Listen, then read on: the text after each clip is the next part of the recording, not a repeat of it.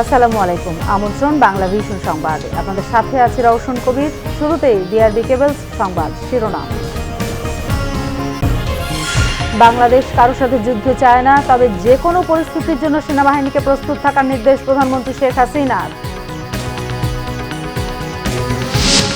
নৌ কর্মকর্তাকে হত্যা চেষ্টার মামলায় ইরফান সেলিম ও তার সহযোগী জাহিদ ৩ দিন করে রিমান্ডে। সিনহা হত্যায় রুবেল শর্মার ৫ দিনের রিমান্ড মঞ্জুর।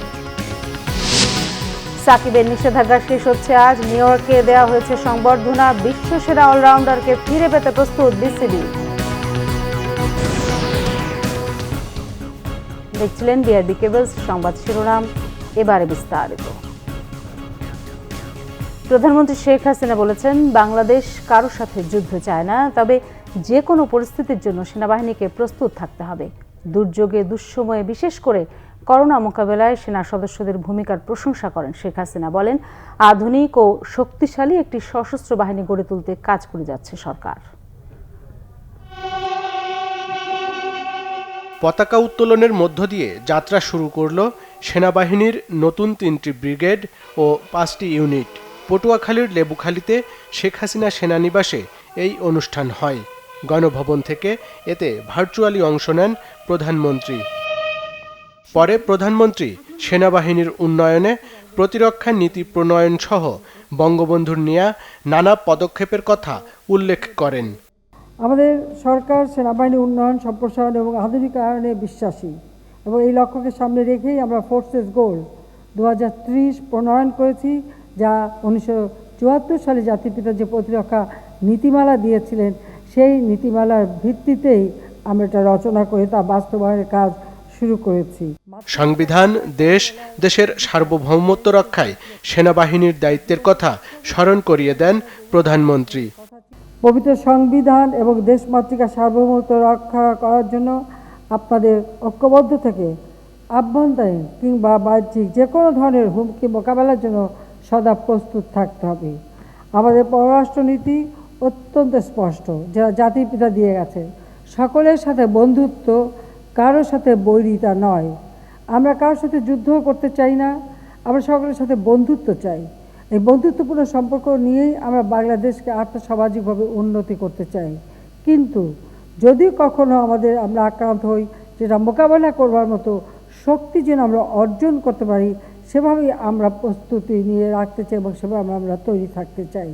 প্রধানমন্ত্রী বলেন, দেশের মানুষের ভাগ্য উন্নয়নে সরকার বিস্তর কর্মপরিকল্পনা নিয়েছে। এর ধারাবাহিকতা রক্ষায় সেনাবাহিনীকে কাজ করে যাওয়ার আহ্বান জানিয়েছেন তিনি। আরিফুল হক, বাংলা ভিশন, ঢাকা। নৌ কর্মকর্তাকে হত্যা চেষ্টার মামলায় এমপি হাজী সেলিমের ছেলে ও ঢাকা দক্ষিণ সিটি কর্পোরেশনের সাময়িক বরখাস্ত কাউন্সিলর ইরফান সেলিম এবং তার সহযোগী জাহিদকে জিজ্ঞাসাবাদের জন্য 3 দিন করে রিমান্ড মঞ্জুর করেছে আদালত। বুধবার শুনানি শেষে ঢাকা অতিরিক্ত মেট্রোপলিটন ম্যাজিস্ট্রেট আসাদুজ্জামান নূর এই আদেশ দেন। আসামিপক্ষের আইনজীবী শুনানিতে বিরোধিতা করলেও রাষ্ট্রপক্ষের আইনজীবীরা রিমান্ড আবেদন মঞ্জুর করায় সন্তোষ প্রকাশ করেছেন। বুধবার সকাল 10টার দিকে কারাগার থেকে পুলিশ প্রহরায় পুরান ঢাকার চিফ জুডিশিয়াল ম্যাজিস্ট্রেটের আদালতে হাজির করা হয় হাজী সেলিম পুত্র ও সাময়িক বরখাস্ত কাউন্সিলর ইরফান সেলিম এবং তার সহযোগী জাহিদকে। এ সময় আদালত চত্বরে ছিল বাড়তি নিরাপত্তা ব্যবস্থা। ইরফান ও জাহিদকে ধানমন্ডি থানায় দায়ের করা হত্যা চেষ্টা মামলায় আরও জিজ্ঞাসাবাদের জন্য আদালতে 7 দিন করে রিমান্ড আবেদন করে পুলিশ। শুনানি চলাকালে নৌবাহিনীর একটি টিম আদালতে উপস্থিত ছিলেন। শুনানি শেষে প্রত্যেকের 3 দিন করে রিমান্ড মঞ্জুর করে আদালত। তাকে জিজ্ঞাসাবাদ করা দরকার যে কেন এই ঘটনাটা সে ঘটালো, এবং অন্যান্য যারা আসামি অনেকে পলাতক আছে তাদেরকেও এই মামলায় তারা কোথায় আছে তাদের নাম ঠিকানা জানার দরকার। জিজ্ঞাসাবাদ করলে এই জিনিসগুলি বেরিয়ে আসবে।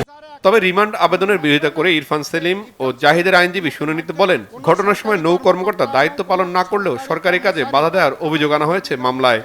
যেহেতু এটা একটা মারামারির মামলা, যে 323-এ উনাকে 506 হুমকি দেওয়া হয়েছে, সেখানে রিমান্ডের কোনো প্রশ্ন আসে না। কারণ এখানে 60 জন আসামি এখানে এজাহারের গ্রেপ্তার করা হয়েছে এবং 60 জনে এখন কাস্টডিতে আছে, জেল হাজতে আছে।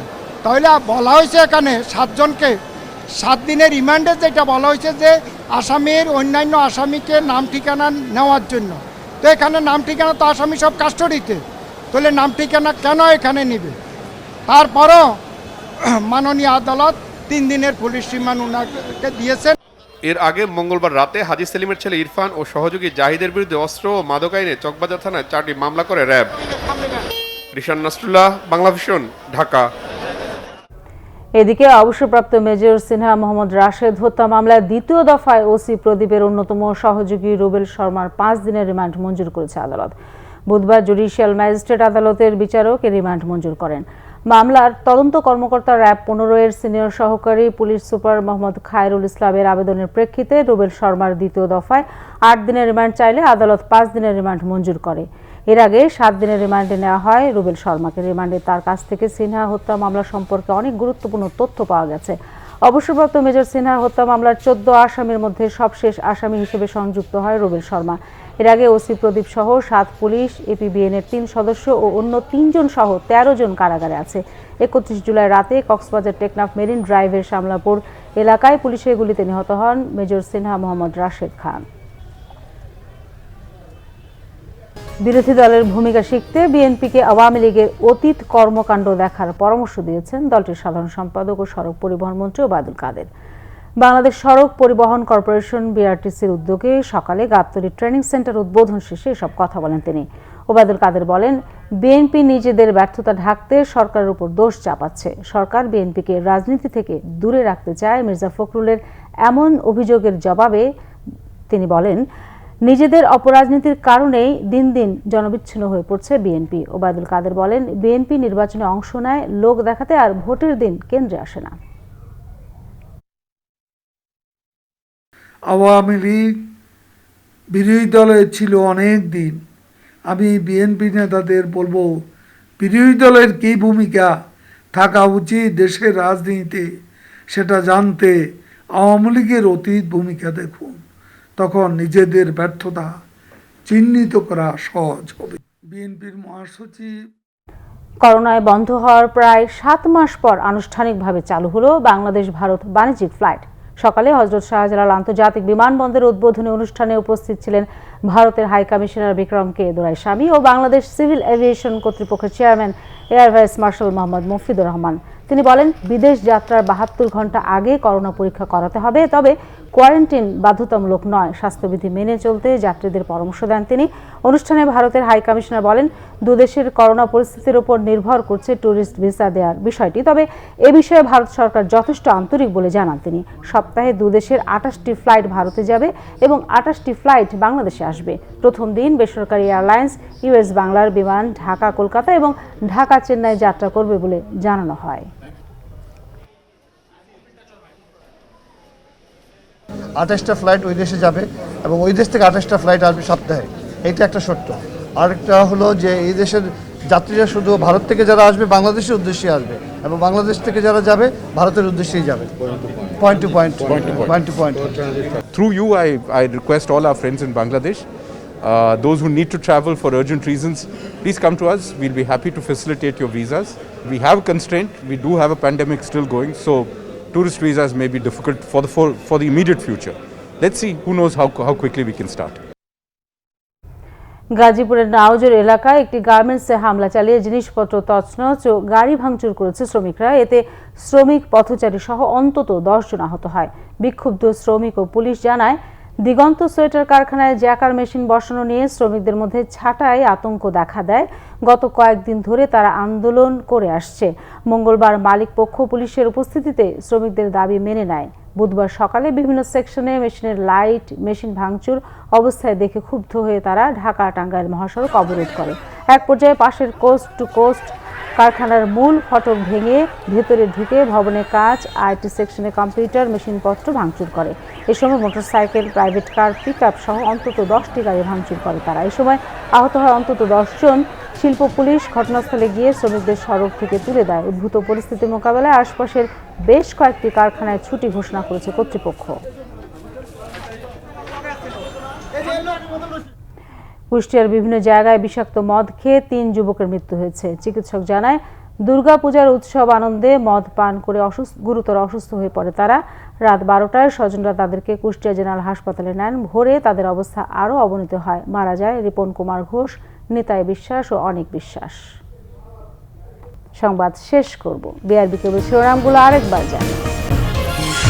বাংলাদেশ কারোর সাথে যুদ্ধ চায় না, তবে যে কোনো পরিস্থিতির জন্য সেনাবাহিনীকে প্রস্তুত থাকার নির্দেশ প্রধানমন্ত্রী শেখ হাসিনা। নৌ কর্মকর্তাকে হত্যা চেষ্টার মামলায় ইরফান সেলিম ও তার সহযোগী জাহিদ 3 দিন করে রিমান্ডে। সিনহা হত্যায় রুবেল শর্মার 5 দিনের রিমান্ড মঞ্জুর। সাকিবের নিষেধাজ্ঞা শেষ হচ্ছে আজ। নিউ ইয়র্কে দেওয়া হয়েছে সংবর্ধনা। বিশ্বসেরা অলরাউন্ডারকে ফিরে পেতে প্রস্তুত বিসিবি। দর্শক, এই ছিল এখনকার মতো। পরের সংবাদ বিকেল 4টায়। এর আগে 3টায় রয়েছে নিউজ টপ 10। দেখার আমন্ত্রণ রইল। এছাড়া বাংলাভিশন সংবাদ সংশ্লিষ্ট অনুষ্ঠান দেখতে লগ ইন করুন facebook.com/বাংলাভিশন এবং সাবস্ক্রাইব করুন youtube.com/বাংলাভিশন নিউজ। ধন্যবাদ সবাইকে এতক্ষণ সাথে থাকার জন্য।